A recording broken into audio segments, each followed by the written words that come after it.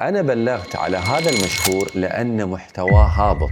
قبل لا أكمل لك الموضوع رجاء الفيديو هذا انشره كل مكان، في الواتساب، في الجروبات، في أي مكان تقدر عليه، لأن مجلس الإمارات للإعلام بقيادة معالي الشيخ عبد الله بن محمد آل حامد أطلقوا منصة آمن. من خلال المنصة هذه أنت ممكن تبلغ عن أي محتوى تشوفه هابط، أي بث تشوفه غير أخلاقي، أي إعلان تشوفه مضلل وكاذب، عشان تكون عندنا بيئة إعلامية آمنة تحترم القيم المجتمعية، تحترم الهوية الوطنية، وتلتزم بالمعايير والقوانين. واليوم أنت كفرد في المجتمع لك دور وايد مهم وفعال في مراقبة المحتوى المتداول عندنا. يعني إذا شفت شيء مخالف ممكن تبلغ عليه من خلال المنصة، والموضوع وايد سهل. يوم تفتح المنصة ممكن تسوي لك حساب أو تسجل دخول من خلال UAE باس، بعدها تدخل على قسم إبلاغ من الأسفل وبتحصل عندك 3 أقسام: محتوى مضلل، غير آمن، ومحتوى الإعلانات. ممكن تحدد الخيار المناسب بهالشكل، بعدها تحدد نوع المنصة، بعدها هني تكتب اسم المنصة، بعدها شرح مفصل عن الموضوع، وفي إمكانية أنك تسجل صوت، وأهم شيء تضيف رابط المحتوى في المكان هذا، ولو كان عندك صور ممكن أيضا ترفقهم، بعدها رسالة. بهالشكل أنت بتكون قدمت الطلب، بيوصل حق الجهات المعنية